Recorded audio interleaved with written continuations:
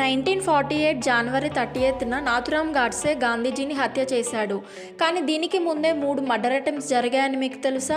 1934లో గాంధీజీ కారులో స్పీచ్ ఇవ్వడానికి వెళ్తున్నాడు. కానీ కారు దారిలో చెడిపోయింది. తన అసిస్టెంట్స్ వెళ్తున్న కారు ముందే ఆడిటోరియంకి వెళ్ళిపోయింది. ఒక గుర్తు తెలియని వ్యక్తి ఆ కారులో గాంధీ ఉన్నాడనుకొని బాంబు వేశాడు.